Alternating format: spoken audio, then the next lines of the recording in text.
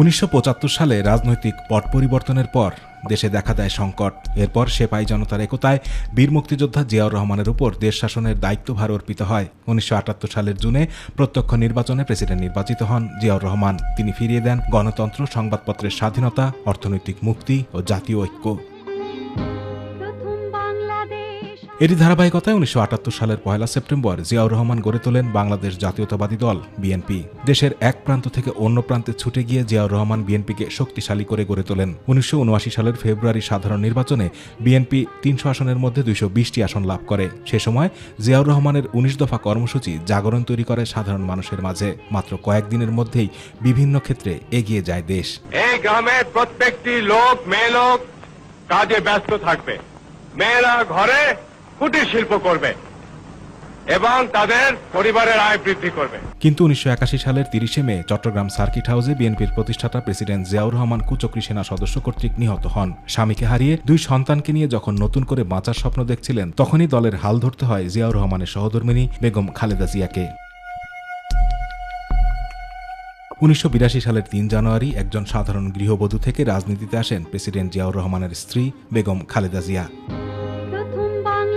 ১৯৯০ সালে বেগম খালেদা জিয়ার নেতৃত্বে স্বৈরাচারী এরশাদ সরকারের বিরুদ্ধে সরকার পতনের এক দফা আন্দোলনের ডাকে দেশের মানুষ রাজপথে নেমে আসে। ফলে এরশাদ ১৯৯০ সালের ৬ ডিসেম্বর ক্ষমতা ছাড়তে বাধ্য হন।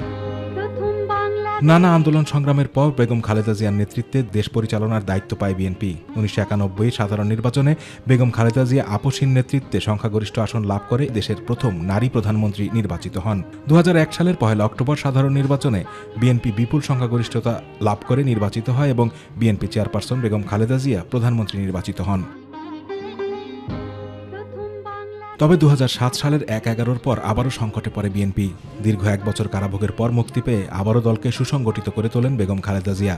তবে গত ১ যুগের বেশি সময় ধরে প্রতিকূল সময় পার করেছে দলটি। ২০১৮ সালের ৮ ফেব্রুয়ারি বেগম জিয়া কারাগারে যাওয়ার পর দলের ভারপ্রাপ্ত চেয়ারম্যানের দায়িত্ব লাভ করেন লন্ডনে বসবাসরত দলের senior vice chairman Tarique Rahman. তার প্রচেষ্টায় দলকে তৃণমূল থেকে কেন্দ্র পর্যন্ত ঢেলে সাজানোর কাজ করছেন দলটির মহাসচিব মির্জা ফখরুল ইসলাম আলমগীর সহ সর্বস্তরের নেতৃবৃন্দ। গত ৫ আগস্ট ছাত্র জনতার গণঅভ্যুত্থানে আওয়ামী লীগ সরকারের পতন ও শেখ হাসিনা পদত্যাগ করে দেশ ত্যাগের পর দায়িত্ব নেয় ড ইউনূসের নেতৃত্বাধীন অন্তর্বর্তী সরকার।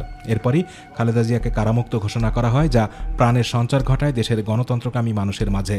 দেশের পরিবর্তিত পরিস্থিতিতে বর্তমানে বিএনপি সাংগঠনিকভাবে বেশ তৎপর। তারাও চায় দেশের রাজনৈতিক ও কাঠামোগত সংস্কারের পর একটি সুষ্ঠু নির্বাচন। দেশের মানুষও প্রত্যাশা করে অন্যতম বৃহৎ রাজনৈতিক দলটি সুস্থ ধারার রাজনীতি সুসংগঠিত করবে।